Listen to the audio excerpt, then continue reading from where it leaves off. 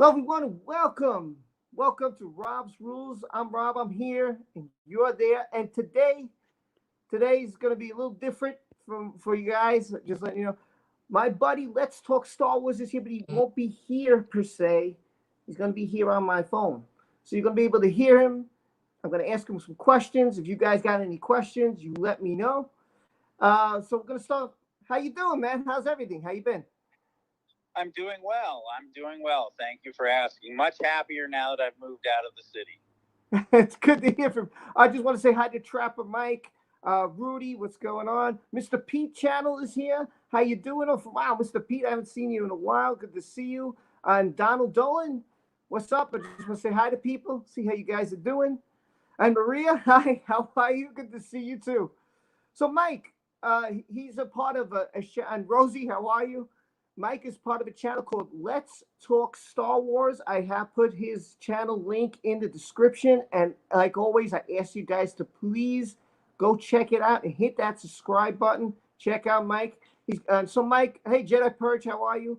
Mike, would you like to tell the people what your channel is about? Well, originally it was cosplay and lightsaber builds, and then for a while I had some live streams, a live stream called the EU Show, where I invited guests on to talk about what they thought or their opinion on the EU after Disney had canceled it. And then I had another show called The Dark Council, where we just sort of goofed around and talked Star Wars and nonsense. I don't do live streams anymore. The lightsabers, some cosplay stuff. I run a Star Wars cosplay for charity group, which I founded about 8 years ago. We visit sick kids in the hospital. We give kids battling cancer replica lightsabers. We give kids with all other childhood illnesses replica helmets. They basically get a visit from the character of their choice when the gift is delivered, whether it be in the hospital or at home. Before COVID, we visited the oncology wards. We worked with America's Baby Cancer Foundation, a group called Uptism, which is an autism group. I work with a group called Worthy of Love that brings birthday parties to homeless kids living in the shelter on Skid Row. That's sort of the gist of what I do and my channel. Wow, man, Oh, by the way, Mr. Pete says Mike is a great person. Just wanted to tell you that. Thank you, Pete. You know I love you, brother. And my friend Mike, you might never heard of him. His name is Trapper Mike. He has the channel. He does gaming. He said that's awesome in capital letters. Thank you. So that he does a lot of charitable work, and Maria says, "Oh, that's the sweetest." By the way, to let you know, Mike. Yeah, my group is called the Dark Side Riders. Although we are slowly disappearing off of social media, you can still find us in some places. I used to think that it was about showing what you did. And then a few years ago, I heard a quote by Samuel L. Jackson. I actually think it was on a Netflix special called This is the 80s, where Samuel L. Jackson made a comment that really struck me. He said, I don't need to bring a camera crew with me to Africa to prove that I dug a well. I was there digging it. And I sort of lean that way since then. And so I'm sort of the charity's sort of drifting away from social media. Can people give to the charity? Is there any way to do that?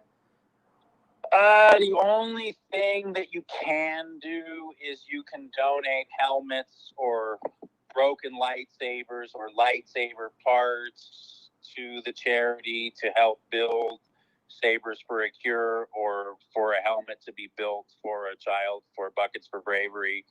I'm going to give a shout out real quick to a gentleman named Hamel Fett, who is on Instagram, who used to be the chapter president of our chapter in Florida. He created Buckets for Bravery. What a wonderful man he is. So it's named Buckets for Bravery, correct? Yes, and his name is Hamel Fett. Great. So if you guys, I don't know if any of you are out there, if you do have any kind of Star Wars equipment, something like that, like he said, buckets for what was it again? Buckets for bravery. Buckets for bravery. It's basically what it is. We realize that a lot of the kids are very uncomfortable going into doctor's appointments. They feel awkward. They're in there for many reasons. So we gave them helmets to wear to their appointments. They feel like it's a shield. And so they're able to wear it into the appointment, and it makes them feel strong. I've had quite a few parents say that the kids, and I don't think it's anything to do with us, but I've had quite a few parents say that the kids suddenly felt braver, not as scared walking into the doctor's appointment when they could put on their stormtrooper or their Darth Vader helmet, and it gave them strength. I'm not saying that from my end. I've just heard that. And then the other one is Sabres for a Cure, which is we build replica sabers with removable blades to give to kids, because in the hospital they cannot bring the saber with them. But if the blade is removable, they can bring the hilt. Oh, wow. Mike says that's so kind. I agree. I think that's what you do is absolutely incredible. I think that's fantastic. I wanted to get the word out there, and I think a lot of people didn't know about that. My friend Mike says, another Mike? Yes, there are other people named Mike besides you. Yes. In fact, my middle name is Mike. So just to let you know. Just to let you know. It's pretty funny. So, I think, yeah, it's Rob. Here's my first name. My first name is Robert. My middle name is Michael. So nice. My son's middle name is Michael after me. Oh, that's cool. That's cool. So that's a great. How long have you been doing these charitable events and charities for, Mike? Coming up on 8 years now. Wow. It all started. So I met a really wonderful woman. And I had grown up in LA. I was not the nicest or kindest human being growing up. I grew up in bad neighborhoods, and I was a basketball player. So life was a little tougher. Met a wonderful woman who sort of brought out the nerd side in me. Or she didn't bring it out in me. She allowed me to be it. So, even when I was in college, I used to sneak home and watch Star Wars after practice, but I never let anyone else on the team know I was going home to watch Star Wars, or that I collected toys, or that was something that I kept hidden from people for a very long time. So my wife brought that out in me more. And then when we talked about getting married, she said, why don't we have a Star Wars wedding, which was probably the biggest mistake of her life. And so, me being a Star Wars fan, I went full bore. And so everyone at the wedding was dressed up in a costume. All my groomsmen, all her bridesmaids, everybody in the audience. And when the wedding was over, we all had these costumes, and we were trying to figure out what to do with them. And so we started a charity group. That's really awesome. I never knew this about you. I'm learning all this tonight about you. I think that's really terrific. Thanks. Yeah, that must have been cool, dude. I would have loved to have been at your wedding for sure. Yeah, I was Darth Maul, and I married Barriss Offee. That's awesome. And my groomsmen were Darth Revan, Darth Nihilus, Darth Vader, and the Emperor. Say it again. My groomsmen were Darth Revan, Darth Nihilus, Darth Vader, and the Emperor. That's awesome. It's funny. One of the guys, his name is Jedi Purge. He says, "Well, was the audience a bunch of clones?" No, we had bounty hunters, Darth Talon, some Jawas, Leia, Luke. We had a nice little mixed crowd in the audience. People basically wore what they felt comfortable with. So some of the costumes were extreme. My wife's parents had both passed away, and I have a friend who's 7'2" who does Chewbacca, and he gave her away. It was very funny because they were all Jedi. The bride and bridesmaids were all Jedi, and my groomsmen were all Sith. And when he handed her off to me, he growled at me, which was just a classic moment. I have the whole thing on DVD. Dude, that is, I love it. That's great. Mr. Pete says Mr. Pete needs Mr. Pete needs 900 subbies. Says, wow, what a wedding. It was great. We had it in Vegas because it was the only place we could get away with the costumes, although we were not allowed in any casinos. Ah, okay. Why was that?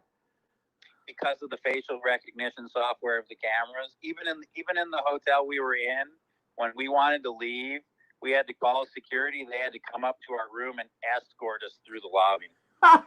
It's great. I love it.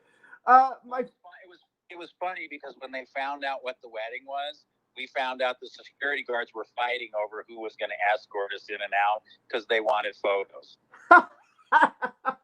I love it, man. That's fantastic. My other friend Mike Trapper Gamer, he asks, what about Ewoks? We did not have any Ewoks, although I just had an Ewok at my Halloween party. Oh, there you go. There you go. My friend Jenna Perch says he would love to see this wedding. Yeah, I mean, have you done any videos? It used to be on YouTube, but YouTube banned it because of the music. I had paid for the music, and we had I came into the Imperial March, and the bride and bridesmaids came into the Cantina song, and we used some other Star Wars music, so they had blocked it because of that. My wife had uploaded it when we first did it, and they blocked it within 5 minutes. If you took out the music, would you be able to put it up or not? Probably, but I'd have to find the DVD. I'd have to run it through the computer to do all of that because I no longer have the digital copy. I don't even know where it is. Well, I don't know if your wife's too happy about that. She doesn't mind. She has the original CD, so. Oh, okay, all right. Maria. I'm just saying I'd have to mess with it on the computer, and unfortunately, right now my computer's down. I can't even use my 3D printer, which is killing me. I just had to pay a guy money for a gun I could have printed myself, which hurt. I could imagine. Yeah. Maria Wilcox says, I bet that made you feel special. She's talking about your wedding. My wife said I became Groomzilla. I won't say that, but my makeup takes about 3.5 hours to turn from me into Darth Maul. And so I had 3 ladies working on my makeup before the wedding, which was pretty fun. I physically shaved my head and attached the horns and put the contacts in like I don't have my costume at all. Wow, man, that's wow. And it took you what? And the entire costume is hand sewn by me, and I built the lightsaber. And you said 3 hours, right? 3.5 usually. Now on your, I'm sorry. No, but for me to become Maul, it's usually about 3.5 hours. I was gonna ask, wow, 3. Do you have like on your channel? Do you have because I'm sure some people don't know. I mean, Mr. Pete knows, but I'm not sure if anybody else knows. Do you have like anything with you as Darth Maul or the characters who are at your wedding? Are they part of your charity or anything like that, or in any of your videos? They're all part of my charity. I mean, if you look up the Dark Side Riders on Instagram, you can probably find videos of almost everyone in the charity. One clip or another has almost everyone who's ever suited up in it. But we don't get very many followers, and unfortunately, when YouTube did these videos for kids, they sort of crushed my charity channel because we were no longer able to communicate with anyone. We used to do giveaways and so it sort of crippled because you won giveaways. So it sort of crippled my charity channel. I think maybe we have 70 subscribers. We haven't posted a video in almost a year because nobody cares. Well, I mean, I think that no kids thing. I think they mean if it's more like ABC 1, 2, 3 stuff like that. Like Orion's World. It's charity work for kids. I mean, that's why we do it. So for me to say that these videos aren't made for kids would be sort of, not. I don't know. I just have an issue with saying something isn't the color it is. You know what I mean? I got you. Did you ever think of since you have this channel, Let's Talk Star Wars, have you ever thought of maybe putting a link and mentioning it like as you close out instead of just saying take care everyone? Like maybe you could put like, hey, and if you'd be so kind as to check out this website in my description or I've talked about it so many times over the past, what have I been on here, 2.5 years now? Yeah, people just aren't really interested. I mean, if you're not, the cosplay community is really a really, and people don't realize how small and closed it is. And I was telling you this when we were talking about Shards of the Past. It's a very small community. I mean, even in a huge city like Los Angeles, if you're a well-known cosplayer, you know every other well-known cosplayer. I mean, hip-hop moved from the East Coast to the West Coast, and we were hanging out within like 2 weeks of it moving here because you're all going to the same events, you're going to the same conventions, you see the same guys. And back when we started doing this, the community was not small, it was a lot smaller.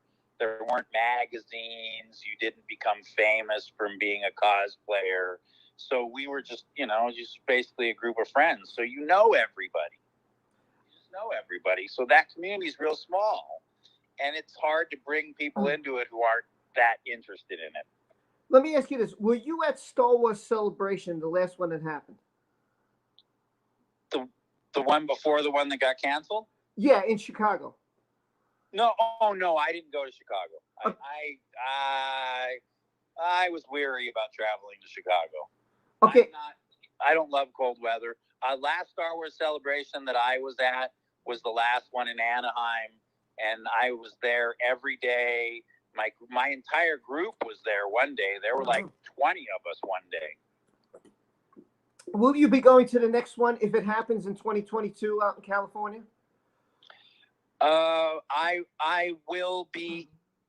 If I don't buy tickets, I will most likely be outside at least one of the days just because it's here, and I always like seeing my friends. Now, I mean, when I went, it was the first time I ever went that was in Chicago. I loved it. I mean, I saw so many people dressed up as like all different from Gong Droids to Jawas to Grievous to you name it, Jedis and Mandalorians. It was the most incredible feeling I had. A scout trooper. It was just what made it for me more than anything else was not only was it Star Wars, but to see so many people dressed. It was just amazing. I mean, I loved every minute of it. Well, that's every charity group's opportunity to shine. So they try and bring every member they have out to those things. And for if you're a cosplayer, it's a chance for you to do what I did, which is wear a different costume every day. Yeah, go ahead. That's awesome as a cosplayer to have 4 days to wear a different costume each day and to be able to walk through and do your thing and take your photos. And it's a lot of fun. It's a lot of fun. One day I didn't go in costume. One day we went in T-shirts, took photos with Roxy the Rancor and on the speeder bike and in front of Sideshow Collectibles life-size displays, and we did all of that. But every other day I dressed.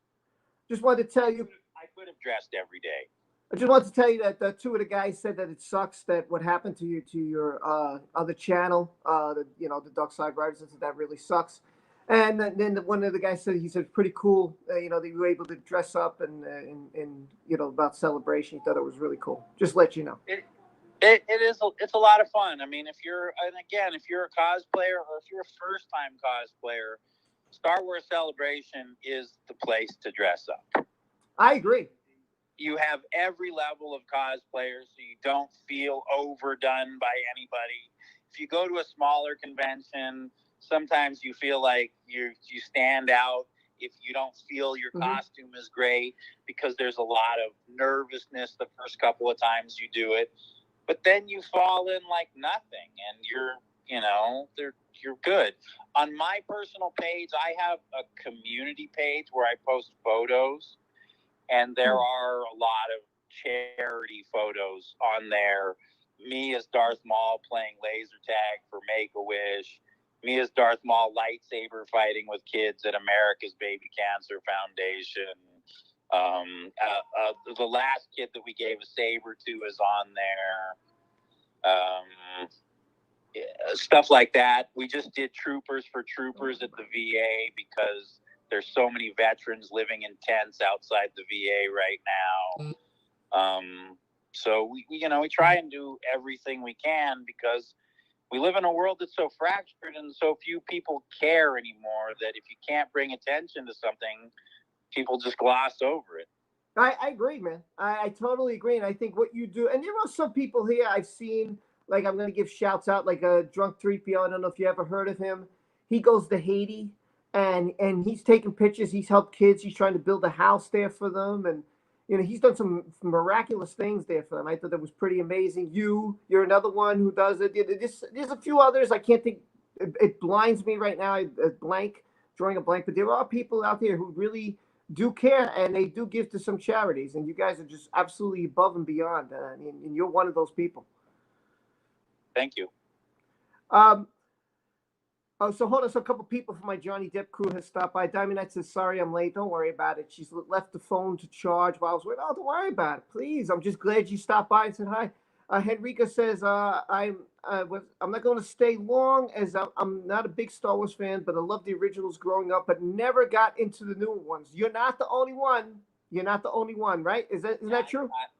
I'm going to tell you right now, I think that everything that Disney has done other than Rogue One and The Mandalorian is just trash.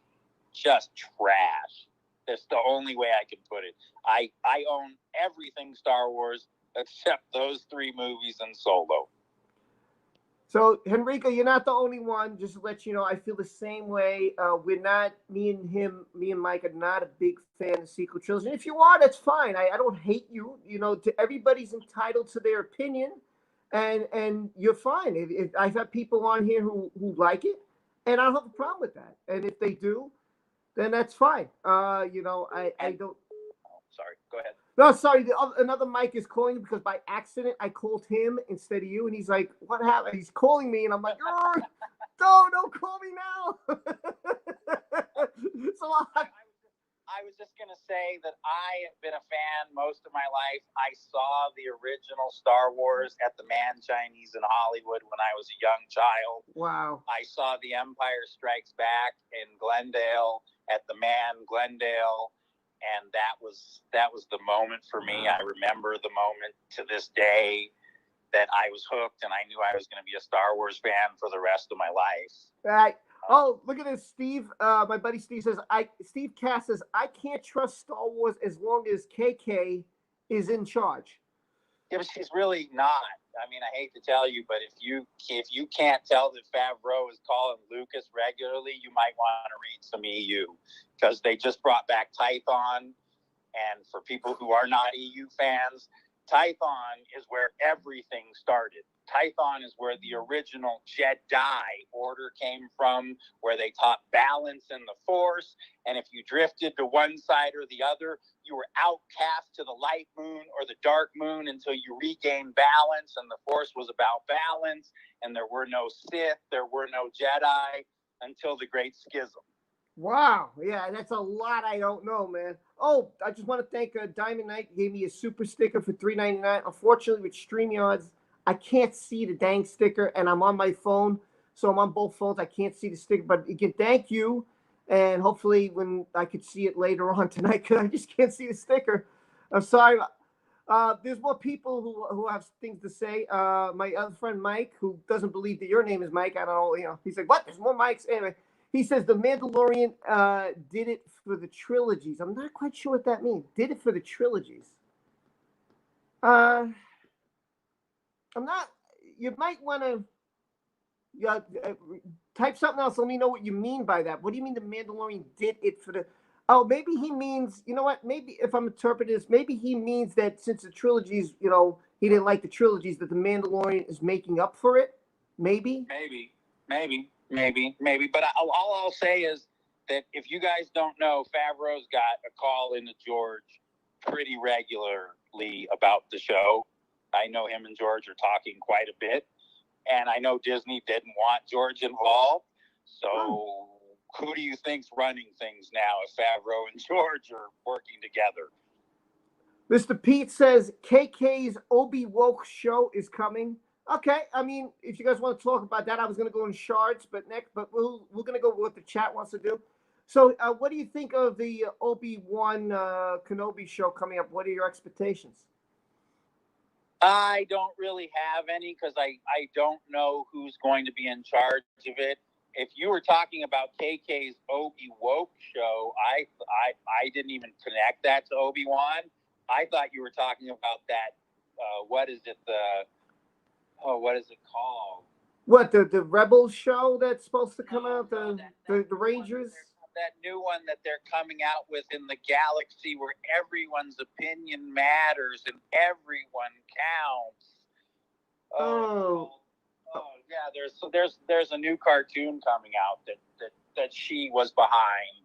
But it's not Visions, right? It's not Visions, is it? No, it's not Visions. It's called this. What is Ahsoka? There's Lando. There's Visions. There's the Rangers. There's the Rogue Squadron. The High Republic. The High Republic. That's okay. That's KK's show. Okay, there we go. Yeah, it's a galaxy where everyone's opinion counts and matters. Okay. Yeah, I don't know that galaxy. I've never lived in it. I was born in 1972. Wow. It was a different world, and people didn't speak the same way they do now. Wow. I'm a Jew, true. And I'm a Jew, and I grew up in a Spanish neighborhood where the words "kike" and "peckerwood" were thrown around like they were casual phrases. So, I can't relate to this world today. So forgive me. That's fine. Oh, Henrika says, I will say this. If you want your kids to watch Star Wars, you have to make them watch it in the order of filming, because that big reveal moment of Darth being Luke's dad is ruined by the prequels. What are your thoughts on that? That's true, but that's why George put it out that way. My kids watched it. My kids watched it in that order. They didn't watch it out of order. But I'll tell you what. So I have 2 kids, and I am the biggest Star Wars fan I know. And my daughter, who is in her mid-20s, thinks Star Wars is horrible, hates it. She said to me when she was young, "It isn't fair. You got a hero like Luke, and my generation got a traitor like Anakin." And I could never explain it to her in a way that made it acceptable to her. Right. My son, who is, only 15, is in love with Starkiller and Vader and writes Star Wars stories on his own. He lives for it. It's a different world to him than it is to her. So maybe it's generational. I don't know. It probably is. It probably is. Steve says the best Star Wars is the first. He means the original trilogy. I think we both agree with you in that. Mike? Yeah, I if we're talking movies, yes. If we're talking Star Wars, I say the EU books are really what made Star Wars to fans from my generation, because we lived through the dark times when they made the He-Man style Star Wars figures and there were no movies in the theaters, and so we lived off of the books. Yeah. And then later the wonderful Dark Horse graphic novels. Sorry about that. Let's see. The super chat was a cup of tea. Thank you, Henrika, for letting me know, and thank you again, Diamond Knight. I really appreciate you. You've just been a great supporter of my channel, and I really appreciate it. I hope to have you on again. It was fun to talk to you. Trapper Mike says, I wasn't a full fan, but when I saw Luke again in the finale of The Mandalorian, I felt a disturbance. Well, I'll tell you what. After watching the first movies, my favorite hashtag on social media was Ignite the Green. These first Disney movies was Ignite the Green, because what was that about? Right. I'm still confused as to why Luke didn't ignite his green lightsaber, why his hologram showed up with a blue one. And let me just say this. There's never in the history of Star Wars been a force power that killed the user unless he made a mistake. And I'll reference one particular mistake. Like in the EU, when Luke finally kills Palpatine, he rips him apart in his own Force Storm. Palpatine creates the Force Storm, and Luke uses it against him. But nobody ever died from using a Force power. So to me, that was the most ridiculous thing ever. Yeah, I agree. I was like, why would someone want to learn a power where they're going to kill themselves? Like, what kind of use could that possibly be? I still don't. I don't understand. But again, here's the problem with that trilogy is that trilogy was being written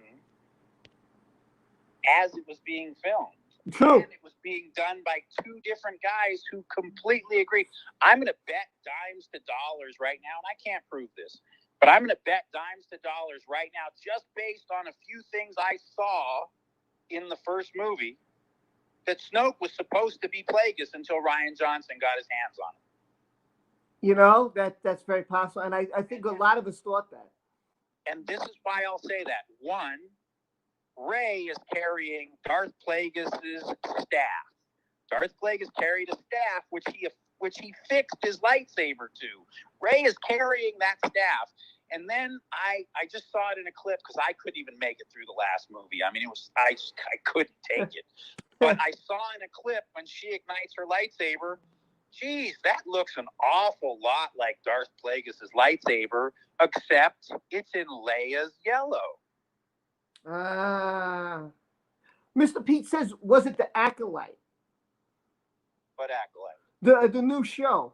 He's asking the Acolyte. No, it's the High Republic. It was the High Republic that I was talking about. Okay. That's the one that Kennedy was in charge of. Like I said, all I've heard is the premise that it is a galaxy where everyone's opinion matters, and I don't know that galaxy, so that's confusing right there. Trapper Gamer says, I always thought that some of the Jedi left, like Ezra, would rescue Grogu. What were you happy? I mean, I was thrilled it was Luke. What were your feelings about the finale of The Mandalorian?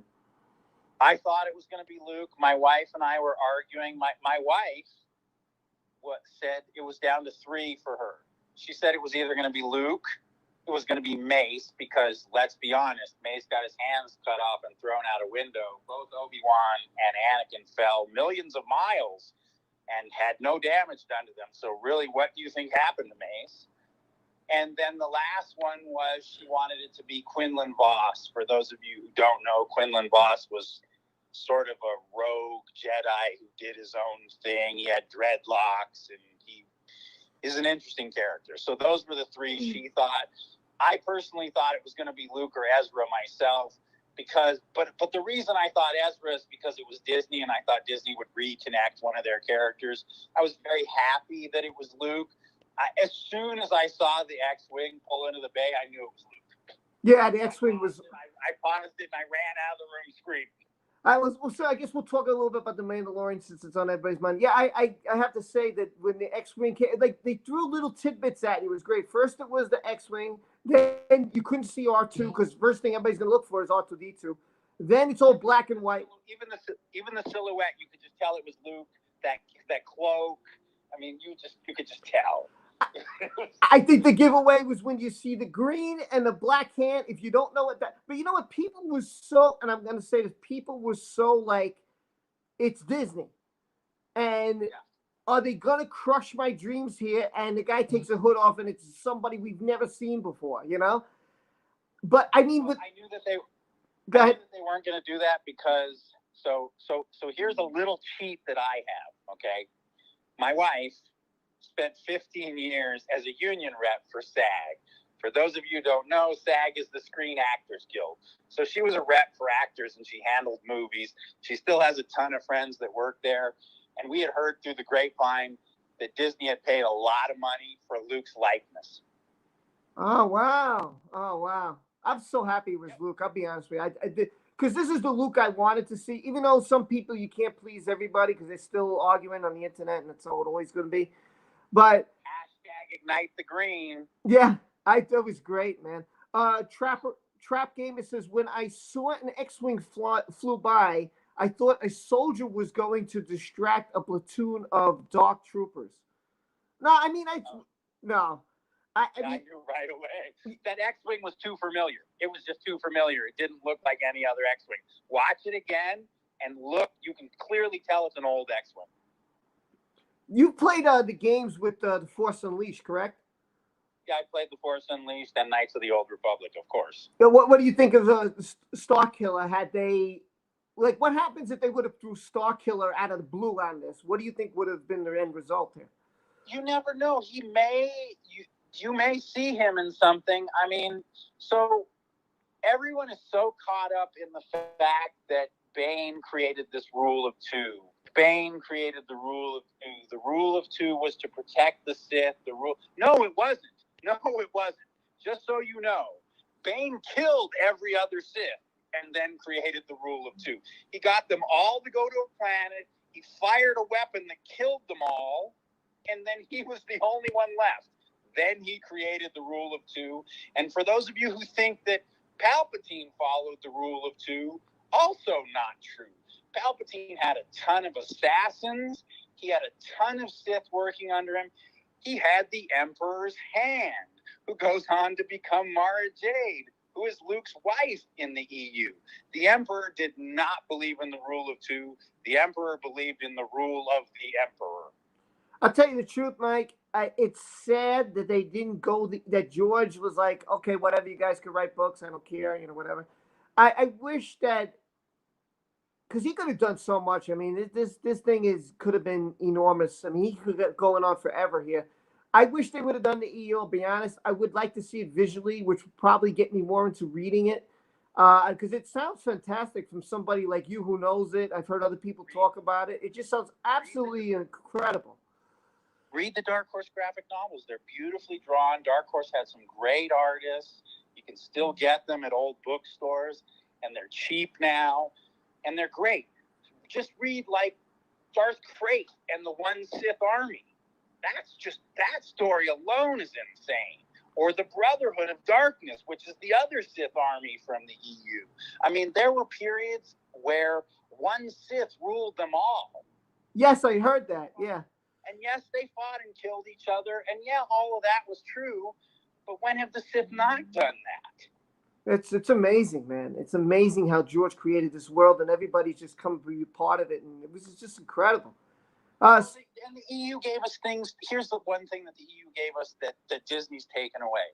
Because George allowed so many people to write so many stories, and he didn't call them canon or non-canon, he just sort of let them float out there.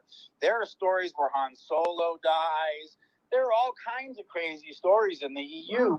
And so you could have a debate with someone back in the day, and you could be right and wrong at the same time. That's fun. I didn't know that. Oh, Steve says, I got a lot of comments here. I just want to catch up. He says, I wish... Oh, no problem. This is great, man. I haven't got to Shards yet. This is incredible. I'm having a great time. I hope you are too, man. I thought you were starting with my terrible acting career. Nah. We'll get into that, too. If we don't, we'll do this again. I mean, we got so much to talk about here. Steve says, I wish KK films were never made. It totally destroyed Star Wars for me. A coward Luke make no sense. I'm going to let Mike handle this one. I agree with that 100%, and I am hearing through the grapevine, and I again don't know what's true and what isn't because these aren't direct sources; they're sort of second and third hand sources. But I'm hearing through the grapevine that the plan is to use Filoni's World Between Worlds to make this trilogy a parallel universe. I've heard that too. I don't know how true it was, but I agree. I did hear that also. Jedi, I'm just trying to catch up. There's a lot of comments on. I fell behind. Jedi Purge, he's a really cool channel. He said, I wanted it to be Mace Windu. Maria says R2-D2 was my favorite. Yeah. Oh, how about that? How about when R2 was in? How'd you feel about that? I loved it because you could tell he knew the kid, and that made it even more interesting. Yeah, I thought it was great when he's sitting there, he's conversing. I mean, we don't understand what the hell he's saying, but they're obviously conversing, and I thought that was great. Right. Yes.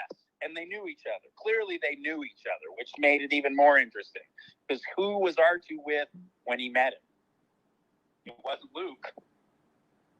Yeah, yeah, well, yeah. It's really interesting. They can go so many directions with this. It could really be great. I mean, seriously. They can, and I'm just going to say this too. Good for them for doing the Book of Boba. I know a lot of people didn't want a Boba Fett story, and all the diehard Mandalorians did because they've been arguing for I don't even know how many years that Boba's a Mandalorian, but he's not. So good for them for doing the Book of Boba. Okay, someone's saying I'm off the bed. It's 1:40 here. Like I said, I was only popping in to wish you guys a happy Christmas. You too. Merry Christmas to you and to everyone here. In case someone pops on or pops off, I just want to wish you all happy holidays. Luke actor looks different, but all right. Well, that's CGI. I mean, that's what that's all about there. Right. And they needed someone. Have any of you used that face replacement app? It's the exact same thing. There you go. And another thing is they needed someone young. Let's face it, Mark Hamill's, what is he, 60? Something like that. So, you know, right, go ahead. Disney owns his likeness now, so they can do whatever they want with him. Yeah, so they needed someone to flow, be able to move the way they wanted Luke to move. And I think they did it absolutely perfect, in my point.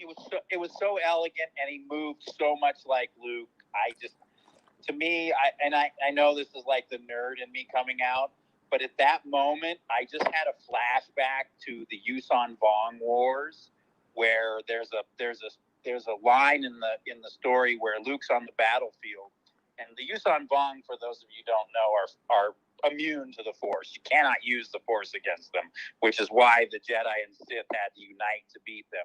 But there's a moment during the Yuuzhan Vong Wars, and it may be Cade Skywalker watching Luke, maybe. But anyway, someone's watching Luke, and they're talking about him fighting on the field against the Yuuzhan Vong, and it always stuck out to me because Luke is moving so fast, he looks like 20 Jedi on the battlefield. And I sort of got that feeling watching him take down the Dark Troopers, and I'm glad they brought Dark Troopers back, also out of the EU. Yeah, they're starting to bring things back little by little, which I'm noticing this, and a lot of people talking about, and they're very happy the way they're doing it. And again, I think, in my opinion, this was the way to go. This was the way to try and rectify and say, listen, okay, we messed up. We now know this. We now have to make it up. And I think this is like to test the waters and to see, hey, can we put a good product out there? And instead of trying to rush and cram it into 2 hours and do a rush job, they now have up to, like, they could use up to 8 hours if they want to, whatever they want. Shoot, they can do this for months. And I just think this was a brilliant way to go about getting the fans, giving the fans what they want, learning what the fans what they want, and actually caring about the fans, saying, yeah, we screwed this up. We better make this up fast. Otherwise, we're going to blow this whole thing. We can all pat Jon Favreau on the back for that. Yeah, he did a great job. Yes. Van Johnson says, yes, I grew up on Star Wars, the OT, and even loved the prequel era. So did I. I mean, even though it has its problems, was good for what it was, entertainment. As for Disney, mucus film, mucus, the only one I cared about was Rogue One. Okay, yeah, I think we're on the same page here. Okay. Hello? So Maria says, Merry Christmas to someone who had to leave. Mr. Pete says, Star Killer was almost in Rebels. I didn't know that. Yeah, they've been talking. That's why I said don't be surprised if he doesn't pop up somewhere. They've been talking about using him, and I'm not sure if he'll be Vader's apprentice or if he'll just be a rogue Jedi, but they've been talking about using him. Trapper the Gamer says, Coward Luke didn't make me happy. It didn't make any of us happy, man. I'm not going to say that. I'm not going to say that because there are people out there who did. I'm going to defend them here because this was the best one I've ever heard. Somebody said to me that they didn't say to me, say in the video that they felt that their life was a complete failure. Everything was going wrong.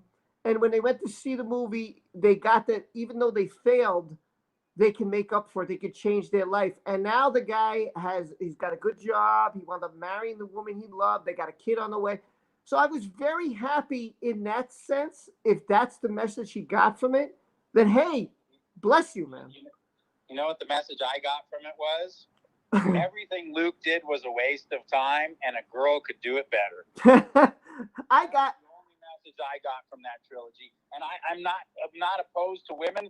let me tell you, for all you people who say, oh, Rey's so great and there's no great women in Star Wars, there are so many great women in Star Wars that are so much better than Rey.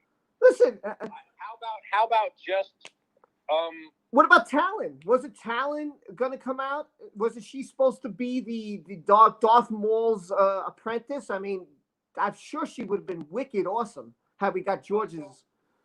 So that was not actually a movie. That was the game. There was a Darth Maul game that came out, and there was supposed to be 2 levels where you were supposed to be able to fight as Maul and Talon together, even though they didn't exist at the same time. And I would have been fine with that. I mean, I don't mind bending the timelines away from what they were if you're adding good characters. And I don't know if you remember this, but people asked me during this trilogy how I would have made it better. And so the first thing that I thought to myself was the Sith should have stayed hidden until episode 2. And then somewhere middle or end of episode 2, it should have been a reveal that it was Darth Talon. She should have lost a fight, fled back to Crate and the one Sith army, and now you have an army of Sith to fight an army of Jedi at the end of a movie, which is what we really have all been waiting for how long now? Yeah, forever.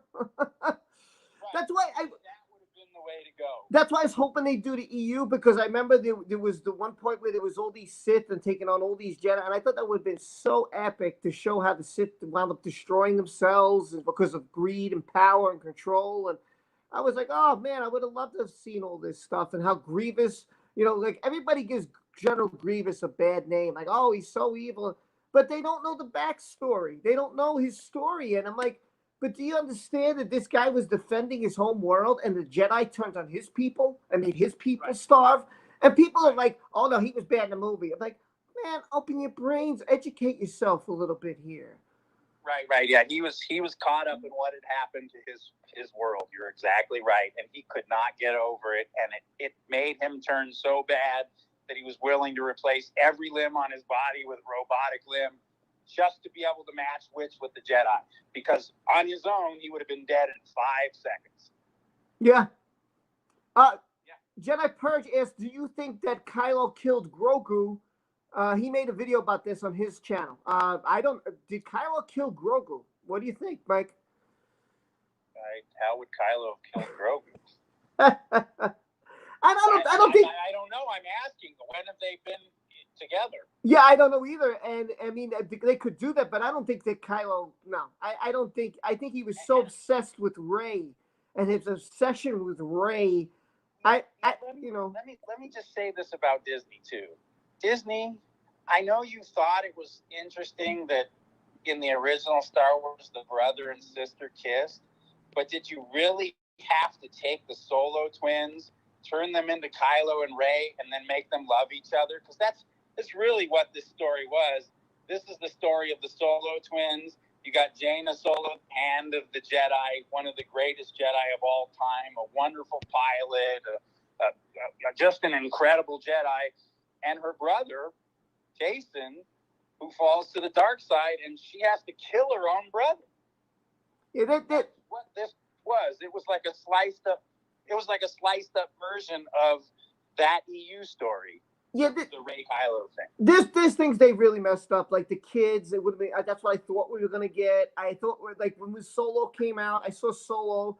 I mean, overall, I know you probably don't agree with me, but I really liked it. But I would have edited things out. Like we didn't need the shower scene. It would have been nice if Han would have met Chewie like it was in the books. Like he saves him from the Empire, and So, but there were other things that were missing. Like yeah, he does. He saves him from slavery. You're right. That would have been great. What would have been great is if they explained why Han could understand Chewie. Han didn't grow up on a planet working for a worm. Han grew up on a ship with a bunch of kids, and the reason that he could speak Wookiee was because the chef on the ship was a Wookiee and spoke to him all the time. Yeah, that would have been brilliant. Thanks for explaining that, because I never understood that, and you just explained it to me. I appreciate that. Yeah, it didn't make sense. So there were a lot of things that was like, did you really? And then come on. The Empire named him. Yeah. Really? Yeah. That was kind of.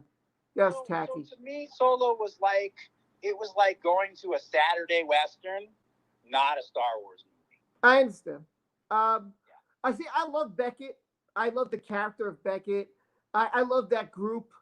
I love Jon Favreau was in it, which I thought was great. I don't know. I loved, like, when I looked at it overall, I loved it, but there were things that in it that did, kind of cringe me. Like I was like, oh, that wasn't needed. This could have been torn out. Was it perfect? No. But was it enjoyable? Yes. Yes, I enjoyed it. It was like going to a Saturday Western for me back in the day when they used to have the Saturday Westerns. That's what it reminded me of. It took my mind off of things for a while, and it was like a wild ride. But in the end, it just didn't feel like Star Wars. Yeah. Trapper Mike says Han Solo didn't have to die. He could be alive, talking it out with Ben, even though. Yeah. Time out. The reason that happened is because Harrison Ford told them the only reason he would come back to do this movie is if they finally killed his character. For those of you who don't know, Harrison Ford hated Star Wars and hated his character in Star Wars. He hates sci-fi. Yep, that's true. That's 100% true. Yep. R2D2 also thrilled me. Says Mike, hooray of peace. Says hi. How you doing? I appreciate the compliments from Sid Fishing Trap Gamer, man. You guys, thank you so much. I really appreciate your compliments. Trapper asks again. He says, "Wait, Grogu knew R2? What?" Yes, they were talking. That's what was going on. So that's why I was like, "Wait a second. How does he know R2? It can't be through Luke." Yeah. And they did say that he grew up at the temple, and R2 had been in the temple. Yeah. Jedi Perch says R2 may have known Grogu, but I think he just recognized the Yoda species, and that's why he got so excited. There was a lot of talking going on between them, a lot more than just, I'm watching again. He keeps leaning in to talk to him some more. He does. And while we don't understand what R2 says, just like when Anakin understands him and we don't. But because Grogu can't talk, we didn't get a translation of either side of it, which was interesting. I mean, we saw the same thing with Ahsoka. They sat and talked, but not a word was said. Trap says again, I would love a Boba Fett story, which we're getting. We still have much to learn. It's true. Yeah, but we're getting that. The book of Boba Fett's coming to be here next year. Mr. Pete says, Boba never said he was a Mandalorian, but he never flat out said he wasn't. Your thought? Oh my God, Ron Navy's here, by the way. Hi, how you doing? It wasn't him who said it. It was the fans who said it. Oh, okay. Yeah. Ron says hi to Mr. Pete. Ron Navy, how you doing? Good to see you, man. It's been a long time, man. I think I saw you on Hackers channel, but it's good to see you. I hope all is well. Happy holidays. Let's see. Mike says, Trap says the prequel is my favorite than the other trilogies. Okay, hey, everybody's entitled to their opinion. There's nothing wrong with the prequels. I mean, we have dialogue and some other things that some of us, Jar Jar, whatever. But, we all have our thing. Let's say the human is the finest weakness that needed. Okay. Oh, hold on. I just lost Mike for some reason. I don't know why. I got to get him back on the phone. So hold on a second. Let me try to get him back. Technical difficulties. Hello, sorry, lost me there. Oh, I don't know if it was me or you. I have no idea. Sorry. I don't know either. I was trying to call you back, but we're good. Okay. Blah, blah, blah. You know what? I want to get in I want to get Ron to say, yeah, it is. Jedi Perch says, I'm so hyped about the Bad Batch series. That should be good. But I want to, I really wanted to get in Ron says familiar voices. Yep. Good to see you, Ron. So I want to get into, your experience with because then I'd be doing a live stream lying that I didn't get in. We've been almost an hour, believe it or not. I mean, it's incredible how awesome this has been. I want to know about your experience. Shards of the Past came out with with the Star Wars theory. You were a big part of that. I remember I saw you in the theater. I was like, wow, I can't believe Mike's a part of this. I thought that was really awesome. So I wanted to get your experience, what you did for it, about the people there. I think you had Darth Vader was somebody in your group, I believe. So I thought maybe you can get into that, the costumes and all that stuff. So I actually heard about the call for characters, and I was at a convention in Virginia, and I just happened to be there supporting my friend Hip Hop Trooper, and I went as Vader, and then I heard about the call, and so I sent in a video of me as Vader, and I got a call back, and I was asked to do a live stand-in as Vader, and because of my charity work, I just kept having problems lining it up. And so I was supposed to do a live screen test in front of Danny, who was the director.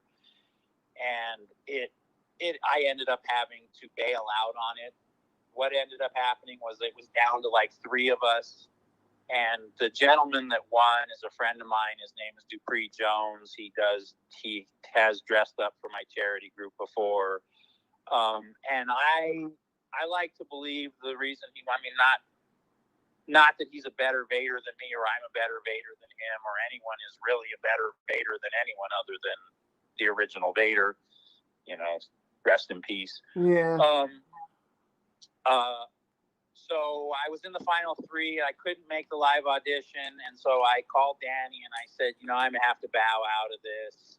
And he said, "Oh, okay. Well, I'll get back to you."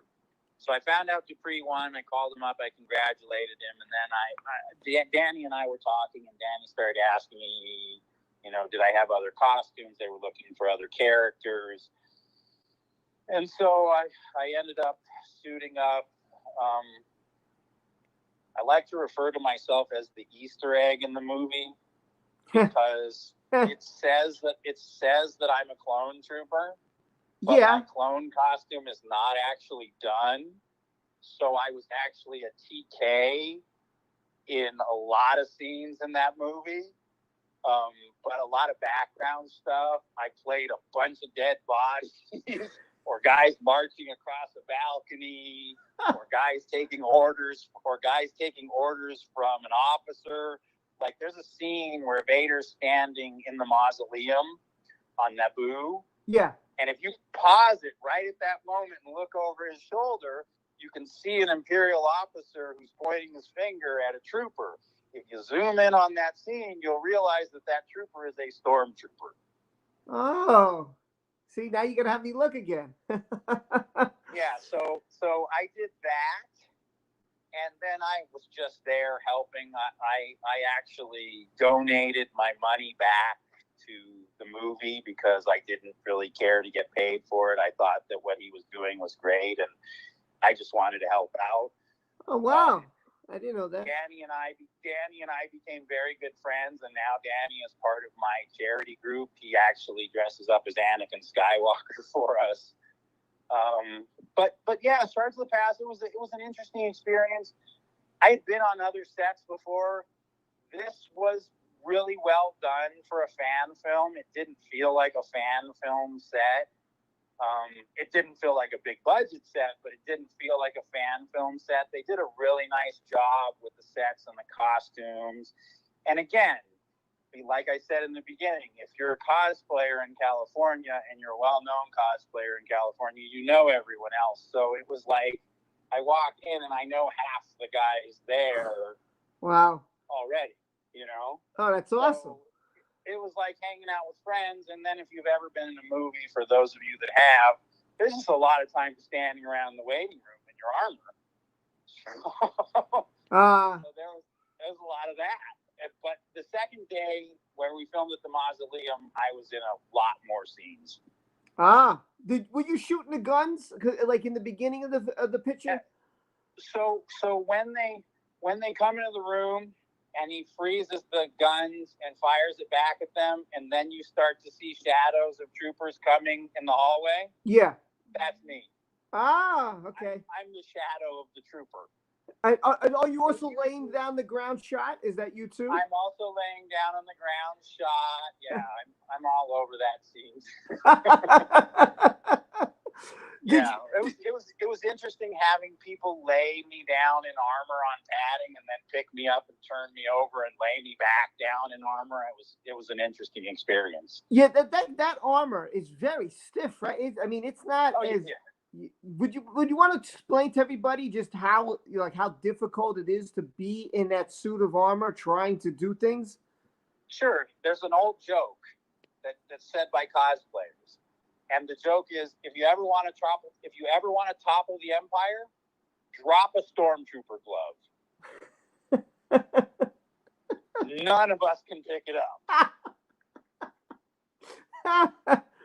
Wow! We can barely walk up and down stairs. Wow, that had to be difficult, man. I can't imagine that.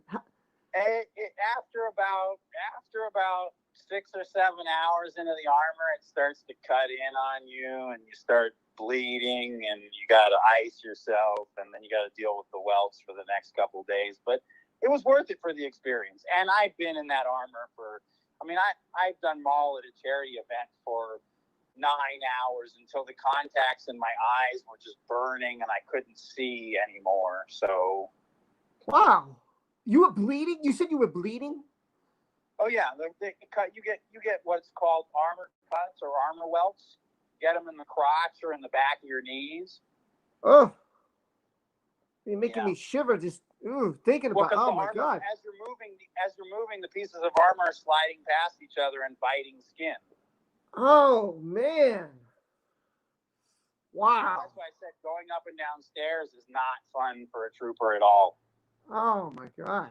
That's why whenever you see troopers at Celebration, they're always going down the escalator. Oh my God. Deandra said, "Oh my God," and my other friend Trap is like with a question mark. I like they're sitting like I am, like, what the hell? Oh my God. Yeah, I bet a lot of people don't know this. If you have not noticed, they dramatically changed the armor for the new stormtroopers. Like, yes. Dramatically. Is this the reason? Yes. Ah. Because in the old days, they had 2 suits. You had a film suit and you had a stunt suit. And the stunt suit had pieces cut out of it, and it was all Velcroed together. So if you fell, it would just break open. And then you had the real suit, which you just stood there like when you see the stormtroopers coming in the fight in the beginning, and they're like sliding their feet to not fall over. You've ever watched that first scene where they, where Vader? Yes. Yeah. That's why they're doing that. Yeah, they got no grip. I didn't think of that. There's no grip on the bottom of those shoes. No, and you can't bend normally, so you can't walk like a normal person either. So the Empire is pretty stupid with the way they did things. Well, I mean, again, it's a movie. The suits are iconic. Yeah, that's true. The suits are iconic. Question now. I mean, this has been on my mind for years. Did you meet Star Wars Theory? And I heard like I saw Geeks and Gamers was there. Anna, that Star Wars girl, was there. I mean, I don't know. I not only met Star Wars Theory. That if you go watch his, I mean, I don't know if it's still up, but he used to have a live stream called Clone Trooper Training. I'm the guy in the red shoes and the red shorts fucking with him the whole time. Oh man, I want to go back now. You see, now you're gonna make me go back a couple of years and check on this stuff. Oh wow. Yeah, I messed with him the whole time, and then when I did my live stream at the premiere, we started at the bar next door because I wasn't gonna wait in line with that crowd. So we started at the bar next door having some drinks, and when I came over, I had my friend Jake coming, and so I said to Star Wars Theory, "Look, we're gonna go in, but can you get my friend in?" And he's like, "Why are you holding your phone down?" I said, "Well, because I'm live streaming and you've never shown your face on YouTube." And he's like, "Nah, go ahead and film me." So I filmed him. That's right. Until that time, we never got a face reveal from him. We never knew what he looked like. That's absolutely true until the premiere. Yeah, he basically said, "Go ahead and film me." So I picked the camera up and started talking to him. That's so interesting. I mean, this is a fact. I'm sure Mike knows this. Please, Mike is very educated and stuff. George Lucas' original name for, and this is very true, for Luke was Star Killer, not Skywalker. Yep. That's correct. Yeah, that's totally true. That's absolute true fact, by the way. Let me see if anybody asked anything else that I could ask you. No, no. So basically, I was almost Vader in Shards of the Past, but I ended up being a clone instead. And like I said, now I refer to myself as the Easter egg in the movie, because if you see me, you know it's me. Now, you said Dupree, that was the guy who did the Vader. Was he the one who did the action scenes too? Yes, he did everything. Okay, because you guys have done this before. You guys have you ever, as a group, have you ever fought like against each other for the kids or anything? Or so we do that, but not only that, but Dupree is also part of the LA Saber Guild, and he fights as Vader for them. Oh, can you tell us a little bit about them? They're like every other guild. They do choreographed fights for kids. They do choreographed fights at events. I mean, if you're in any state, there's a Saber Guild in every state. Right. They basically just do choreographed fights, which we do occasionally. That's all they do. Oh wow! And they actually have another friend of mine in their group who does Quinlan Voss, and he's an incredible Quinlan Voss too. Oh wow! Now my next thing I had to ask: did you make the costumes and the lightsaber, or how did Theory go about like the costumes and the weapons and all that stuff? Did you have anything to do with it? So for this particular filming, everyone brought their own costumes. Oh wow! Except for the guy who played the Emperor and the girl who played Padme, and the little boy who played Anakin. The rest of us were all cosplayers, and so we showed up in our costumes. But I do know that, because of Danny, I know that they were talking about for the second film creating costumes because they'd have more time, and I was talking to Danny about doing lightsabers for the movie. But I don't know if that movie's gonna happen or when it's gonna happen or any of that at this point. Right. Well, with the COVID, I mean, that put a damper on his plans, you know. Right. That's what I'm saying. And for those of you who don't remember, our last pandemic was the Spanish flu. Lasted 3.5 years, shortest pandemic in history. Wow. Yeah. So this could. Reason I know that is because only reason I know that is because my great-grandfather was living in California at the time, and he passed away from the Spanish flu in 1820. Wow. I mean, I'm sorry about that, of course, because I have empathy, you know. But I mean, I know, you know, that's. I mean, listen, any loss sucks. I mean, we weren't around then, so you know. But no, I was not around my grandfather. How did you know that, by the way? How did you, like, I wouldn't know any of my ancestors from 1800. How did you know that? Well, because I'm a Jew and Jews talk. That's the best way I can describe it. They will tell you every story that you've ever. I mean, I know stuff about my grandmother surviving the Holocaust. Oh, well, you know, I wanted to. I thought maybe it was Ancestry.com or something like that. That maybe, you know, that's what I was thinking. Oh no, it's called Talkie Relatives. I once had a relative I didn't even know post a picture of another relative of mine who looked exactly like me from like the late 1700s, and he looked exactly like me. It was scary. Deanne, put it up on my Facebook page for my birthday. Deanne Sweetapple, I love this name. Deanne Sweetapple asks, besides stage fighting that they do they also put on skits like small plays? Yes, they do. Yes, they have. Sometimes you'll see them on stage and there'll be speakers, they'll be acting out the characters. They fought at Celebration here in LA Saber Guild fought at Celebration here. They had a huge area where they fought in front of the Jawa crawler. So yes, they do. They do all kinds of stuff, but a lot of it's just fights for kids. But then, yes, they do staged events. So is it charitable, or is this something that's just in them and they want to live like their dream, and this is why they do it? Or I'm not sure, because I know there's like the 501st and there's other guilds, like you said. I am not exactly sure how the Saber Guild started. I once watched a video on a guy who started it's called Saber Club in New York, and this was way back. And he said that they used to fight on the promenade and invite kids out to play with them. And then one year they were at a convention and they gave a lightsaber to Carrie Fisher, and she passed it on to Yoko Ono, and then came back and bought another from them. I believe they are the first Saber Guild ever, but don't quote me on that. I don't know that history that well. I just know that every state has a Saber Guild. If you look up your state Saber Guild, it shouldn't be very hard to find. I believe New York is called the Imperial Saber Guild, because they asked me to join. They saw my Maul once and they were like, "Oh, we need a Maul. Will you join?" And I was like, "I live in California, so that'd be kind of hard." Yeah. Oh, wow. But yeah, they saw my Maul and sent me a message and asked me if I'd be interested. Kim is from Kim Ryan is from Sydney, and she says that she said hi, by the way, and she said we have these. I'm sorry, he might said hello back if I overspoke him. Sorry. That's okay. And Kim said we have these conventions out here also.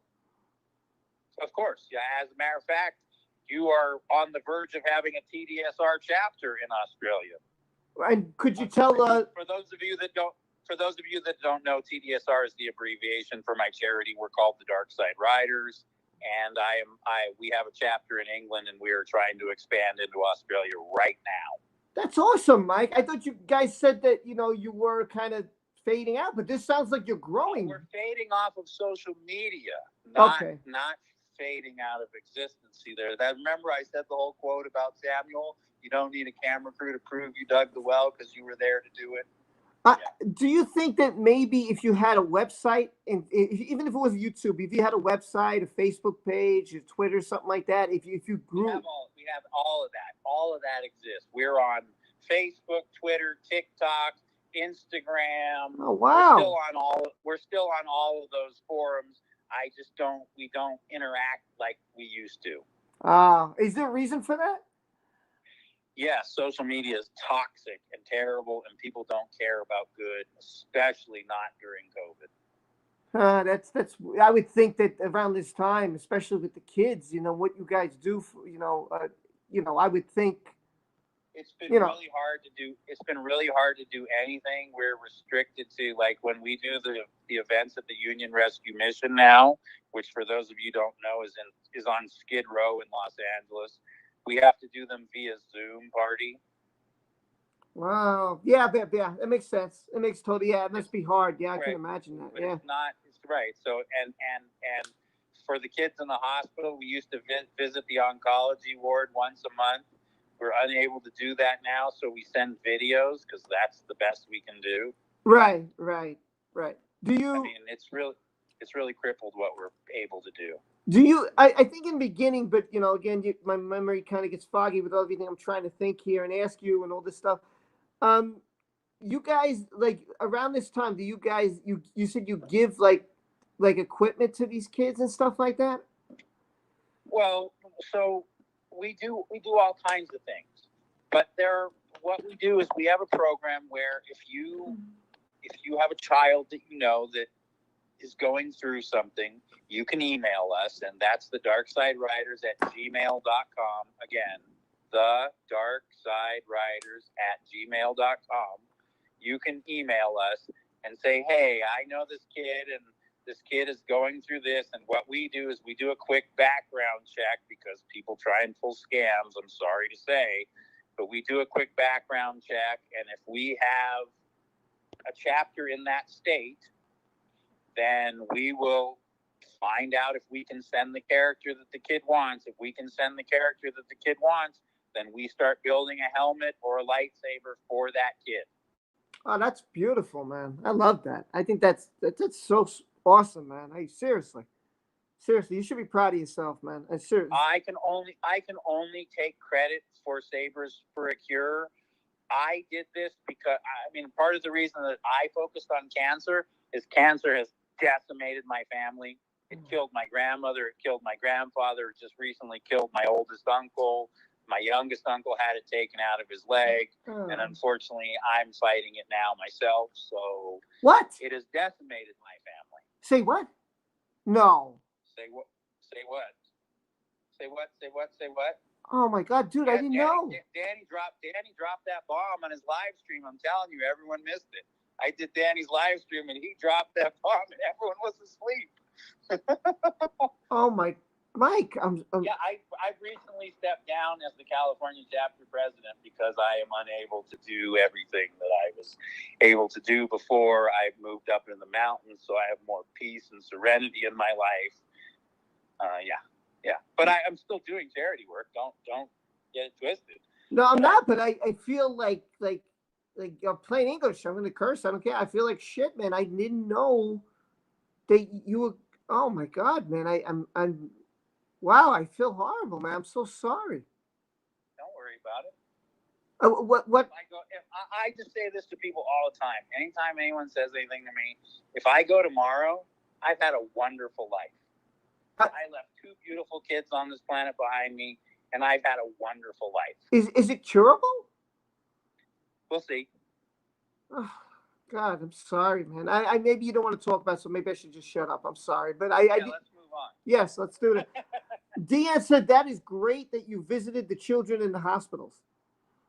Well, yeah, we do. We do the oncology ward once a month when COVID isn't happening, but it's been a while now. I think 8 or 9 months since we've been able to go.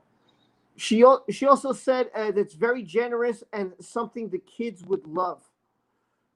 They do love it. So I'm going to tell you a story. For those of you who know Danny, Danny's the director of Shards of the Past. Danny did a visit to the oncology ward with us, and there's a couple of us that speak Spanish, but in this particular visit, he and my wife were the only 2 that spoke Spanish. There was a little girl who did not speak English. And so Danny and my wife were talking to her, and Danny spent a bunch of time talking to her. They made a little connection. And then what we do is we show up in the playroom, we talk to the kids and play with them in there, and then we walk the halls and we visit the kids that are too sick to get out of bed. And then we come back to the playroom. So we left. The little girl was in the playroom, and we left, and we walked the halls, and we did the visit. And when we came back, she ran out of the playroom to her room. We had no idea what she was doing. She put on her Disney princess dress and came back in because she wanted to cosplay with us. And to me, that just melted my heart. I mean, and there's actually another one with Danny that I'm going to talk about too, because this one got me. The first time Danny did Worthy of Love at the Union Rescue Mission, he was lightsaber fighting with a little boy. And they spent a bunch of time fighting.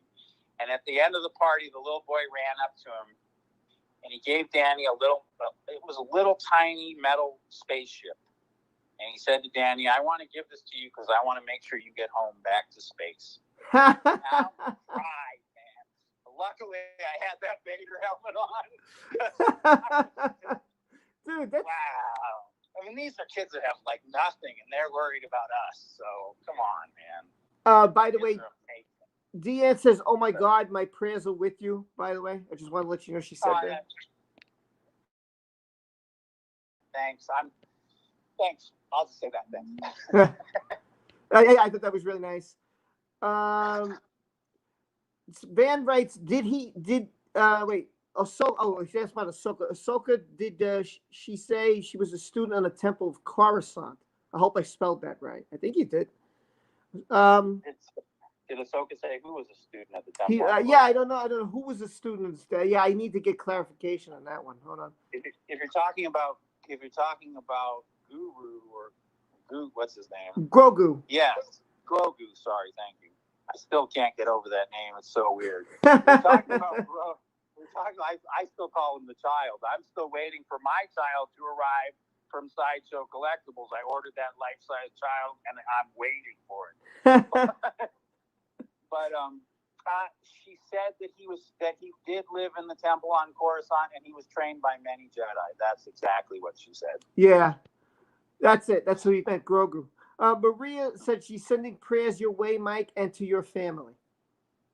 Thank you. Micah says, how I've been okay, I mean, I'm here, so. Mr. Pete says, oh no, in capital letters. Hold on. No. Yeah, this is all for you, by the way. This is all about you. Kim Ryan says, big hugs for you, with strength, and she feels for you. Lady Toriel, I don't know if you remember Lady Toriel. She's been here a few years also. Yeah. Yes, I know. She says, oh gosh, hi, it's wonderful what you do. I agree. And Maria said your stories made her tear up, and I think also what you're going through made her tear up, man. So she just wanted to let you know that. And Lady Toriel says, tell that stranger on the phone I said hello. Hey, G, how you doing?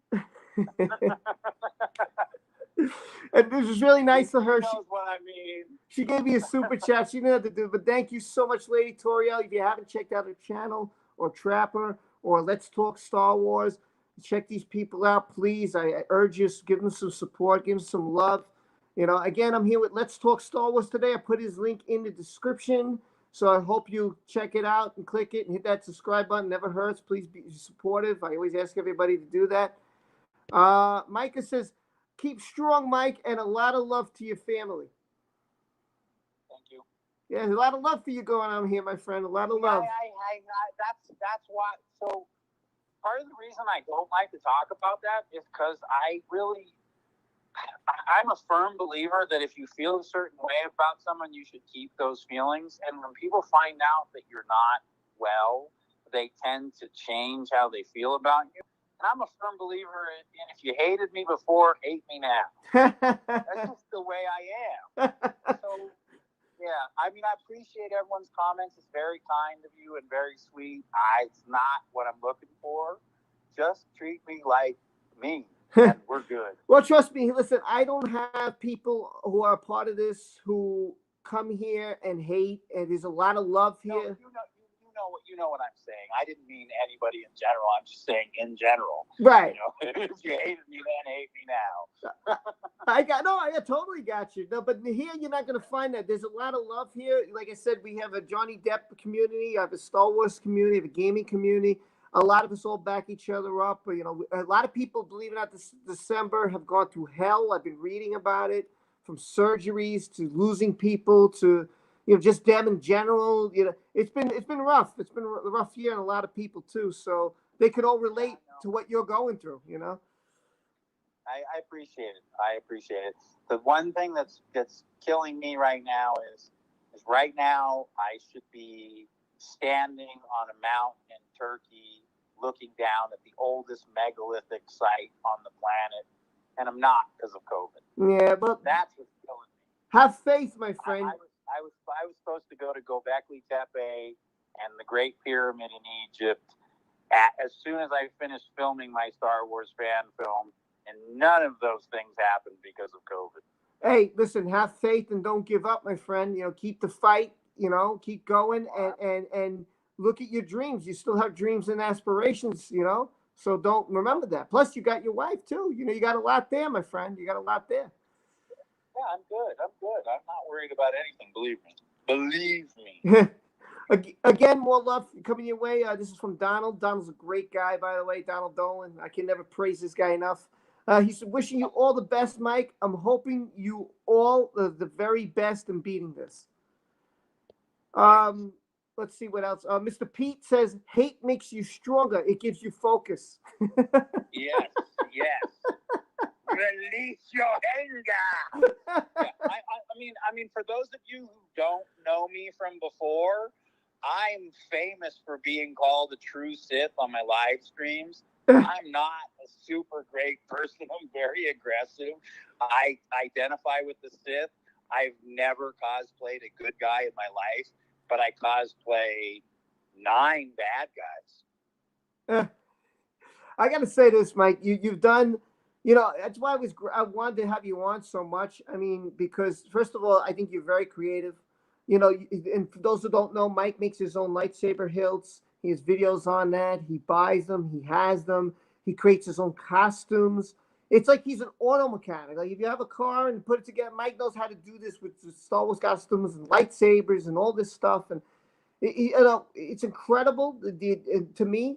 So when I heard that he was in Shards of the Past, I should have not been surprised, but yet I was happy because I was like, "Oh, it's Mike. This is awesome," you know, and that's how I felt. I felt really cool about it because I knew Mike. You know, I didn't know him one on one, but you know, I knew him from going on his live streams. You had been on my EU show. Yes, I was on your EU show, and I used to hear you a lot. Like at nighttime, I'd come in, have dinner, and I'd hear you guys because you would go on around that time. I was like, hey, you know, I could listen for a half hour, an hour, and I would listen, you know, and I used to be in the chat listening to you all the, you know, so that's how I came to know you. I mean, you know, right. And you had me on, which was awesome. So I was, I do miss the EU show a little, but the EU is not a comfortable thing to talk about these days. So right, well, listen, like I said, there is another guy who swears up and down with the EU. He's a big EU guy, and you know, when I listen to him and I listen to you, I learn a lot because I'm like, you guys are like my mentors, you know, when it comes to that, and I'm like, it's so fascinating because the way you guys tell it with such passion, and you know, you can't get that sometimes. When you get the passion, you could feel it. You're like, oh, I feel that. So you want to listen, you want to pay attention. When it's just like, okay, yeah, well, you don't have that passion. It's like, why am I paying attention to you? You know? Right. No, I understand. I mean, I grew up in Hollywood, man. We talked about this earlier. I mean, where other people are like, oh, movie star. I'm like, oh, guy I went to elementary school with. Ah, that's incredible. You know? It's funny because I can't understand people's infatuation unless we're talking about Star Wars. I don't understand people's infatuation with people in Hollywood. I understand.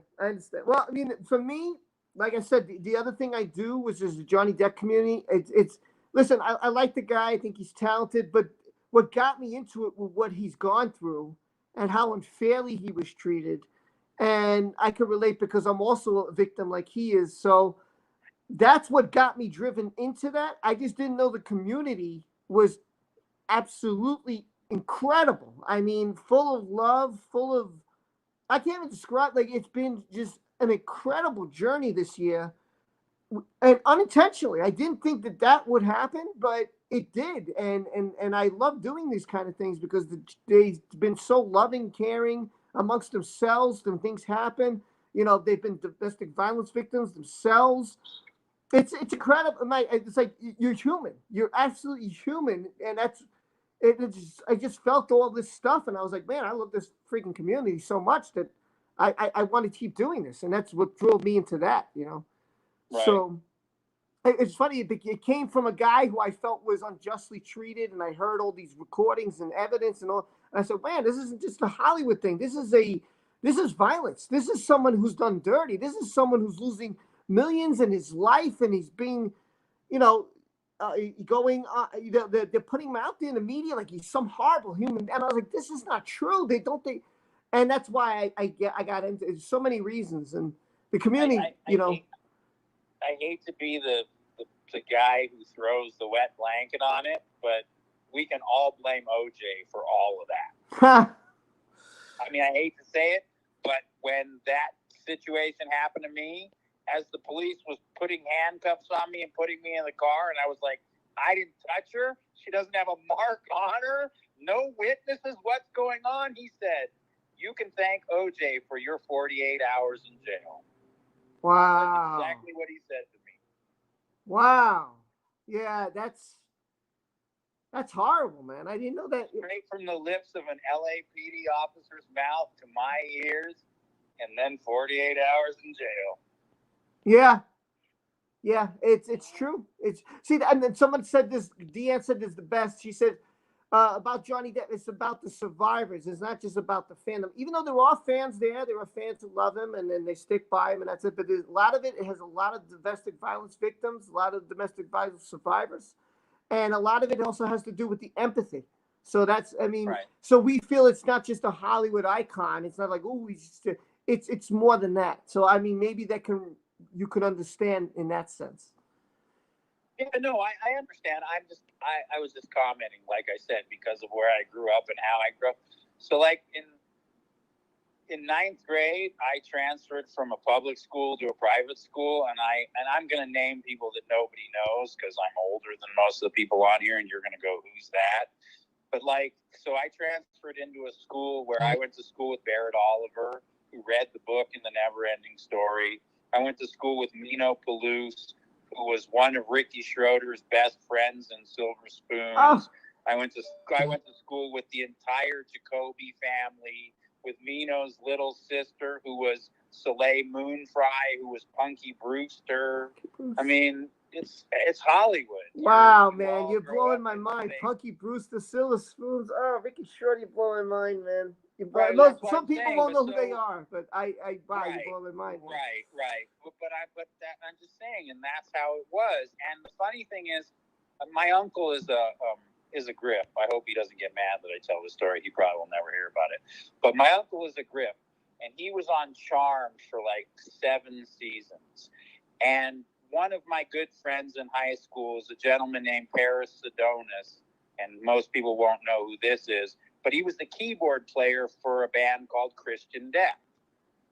And when we were in 9th, 10th grade, he was dating, oh God, what's her name? Now I'm drawing a blank. Oh, help me. Oh. I know you're going to kick yourself in the butt. You'll be thinking about this all night.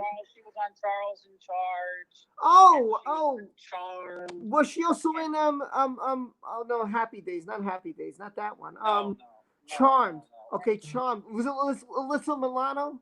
Alyssa Milano, thanks. Yes. And so my uncle knew that my friend had dated her when they were young.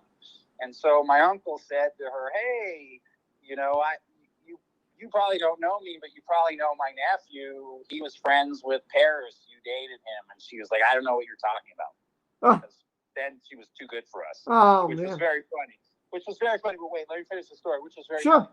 So my uncle became very famous on set for doing this imitation of her. Right.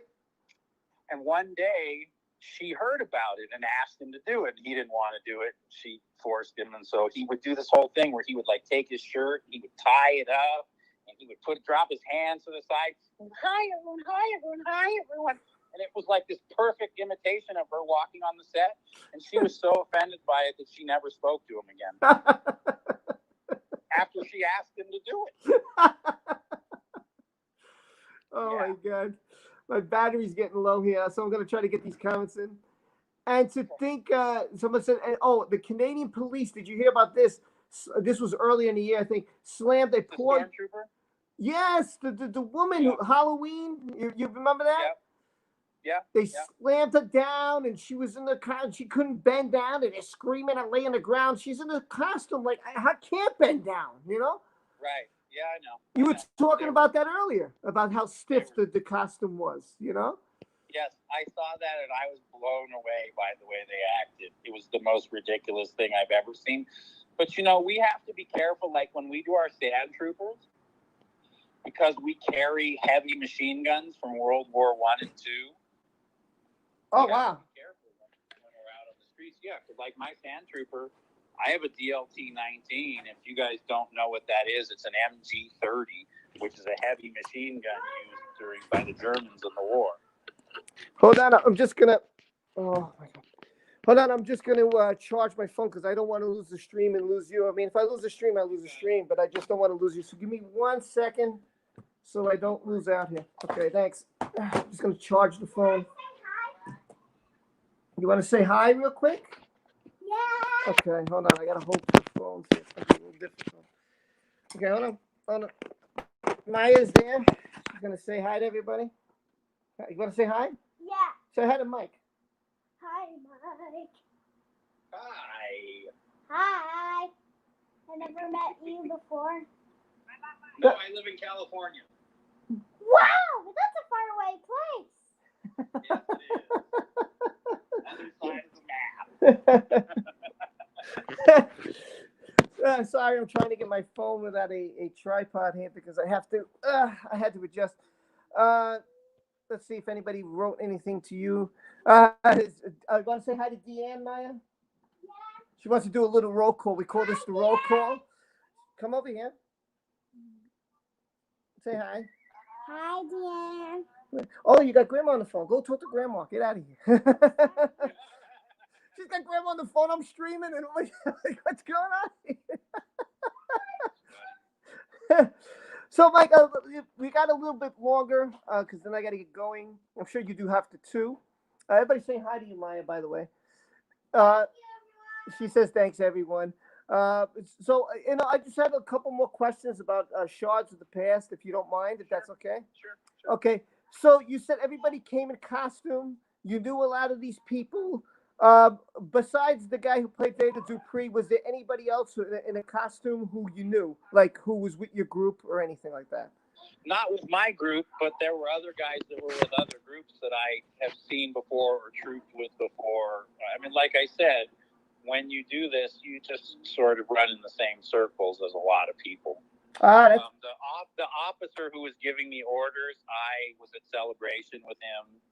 I knew a lot of the guys. There were a lot of clones, and then there were a couple clones I didn't know, but I knew a lot of the guys.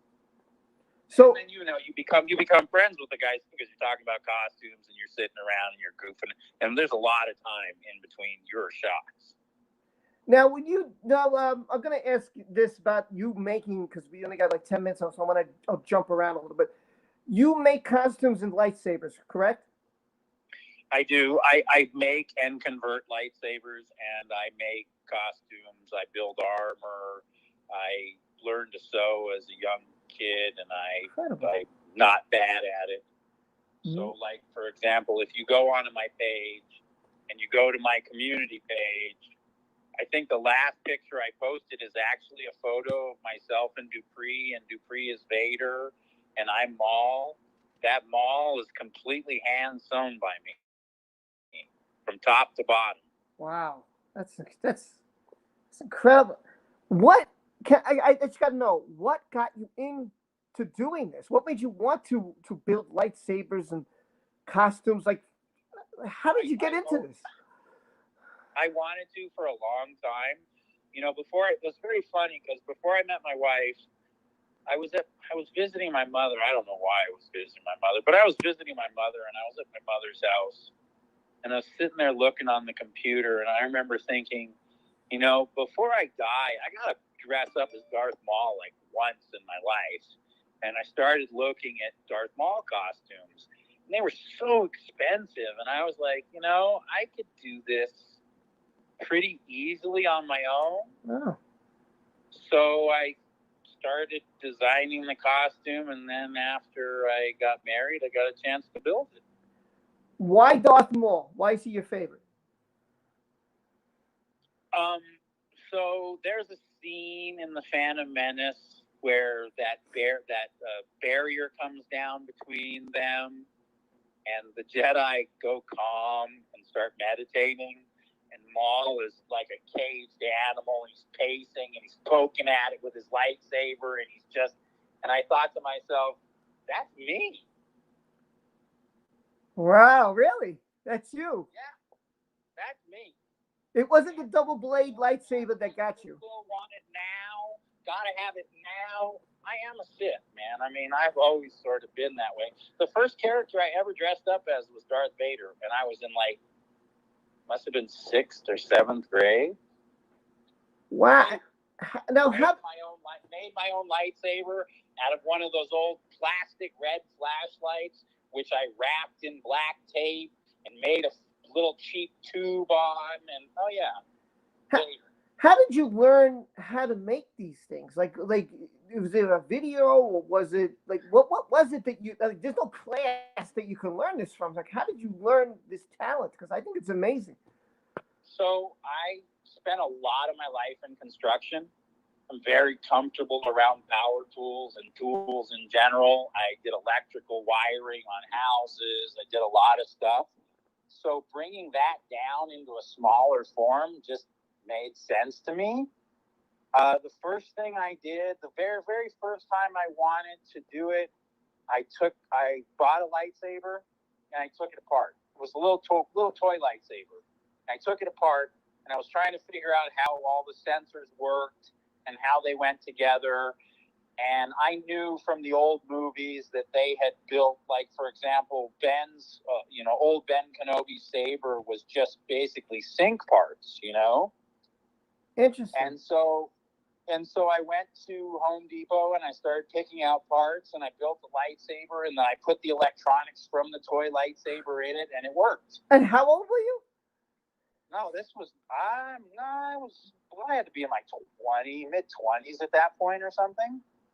Wow. And then I never thought about it again. And then when I got older and I got married and my wife, like I said, my wife brought out the nerd in me. I decided I was going to build lightsabers and costumes. And so that's what I started doing. I started buying broken lightsabers and refurbishing them. And then I started buying lightsabers and converting them. And then I started making lightsabers. And then I had a friend who had a mill at Flobob Airport, which is out in Riverside. And I used to drive out there to mill pieces. And I just kept going from there. And now I don't have access to a mill. So unfortunately, when I build, I have to order parts from other companies, but still doing the same thing, still building the electronics, wiring it all together, doing all of that. But like I said, I spent my whole life around power tools. So being around power tools was comfortable for me. Being around, wiring stuff and schematics, and it all made sense. So I just slowly learned. And I really didn't watch videos. I learned by trial and error. I'm that kind of guy. As a kid, I used to take the VCR apart. I went to a performing arts school, and I actually, it's very funny because I recently ran into, the girl who played Blossom, who's also on Big Bang Theory. Yes. I don't know her name, but I know who you're talking about. Yes. Right. Her dad was my drama teacher in junior high school. And so he always wanted us to do drama, and I was not that guy. I had to do drama and ballet my 7th grade year, and I was just not that guy. So in 8th grade, I took video technical and stage lighting instead of drama and dance. All right. Well, I just want to tell you, Gypsy T, says that's great, and it sounds like it is amazing. It is amazing. It definitely is. And Susan's here, but I've got to get going. So, Mike, it's about my time because I got to make dinner and go shop and stuff, all that fun stuff. Before I get going, I just do you want to say anything about your channel or your charity or anything else? I mean, this is your time, man. Please. No, I think I've said it all. I mean, that's what we do. It's who we are. There's not really any way to help us unless you want to put on a costume and suit up. If you have the drive to start a chapter in a state where we don't have one, email me. You want to give you the email again, or any kind of like your Twitter or anything like that? You want to drop any? On every single, if you just Google at the Dark Side Riders Cosplay or at the Dark Side Riders, it'll lead you to one of our links somewhere on social media somewhere. But like I said, we're on Instagram, we're on Facebook, we're on TikTok, we are on Twitter, although we haven't used Twitter in a really long time. We're sort of everywhere, but, I just want to say, go ahead. No, I was going to say we just do what we do, I mean, we're not really looking for if you're not a cosplayer, you can't really help us unless you want to become one. Deanne says, thanks, Mike. This was very interesting. She says, happy holidays to you. Stay positive and stay healthy. Let's see. The other Mike, Trap says, he says he's got to go. But Mike, have a good one, and may the force be with you. May your chains be broken and the force set you free. Yeah, everybody's saying, Merry Christmas.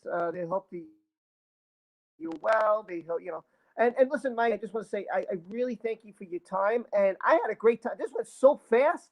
And be honest, I'm going to be honest, people, we weren't sure if we could even hold a half hour, let alone almost 2 hours. I know. Once you sent me that list today, I said it's going to be a long show. Listen, when you sent me your chop down list today, I was like, it's going to be a long show. and you know what's funny? We didn't even really cover everything. I had the You didn't talk about any of the movies I was in. You didn't talk about any of the other stuff that you planned on talking about. But it's fine. We talked about Star Wars, and I'm good with that. But you know what? If you want to come back again, we could do it again. That's up to you. I have no problem. I'm asking you. I don't do live streams anymore, but I'm more than willing to come on your show. Great. So we could do this again another time. Maybe next month we'll do it again. Okay.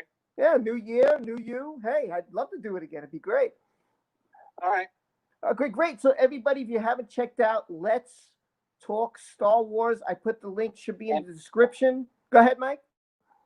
I was just going to say, if you're not using the link, look for the thumbnail of Darth Maul with the actor's Ling playing with his lightsaber. You can't miss them. There are other Let's Talk Star Wars. If you want to subscribe to them, go ahead. I'm always support. I support. I'm subscribed to all three, actually. There's 3 of them, and I'm subscribed. But this is my buddy Mike. Those guys who stole my name. I told both of them, too. I was like, I've been on here for years, and this is my name. Maybe you should change it. And they were like, Okay.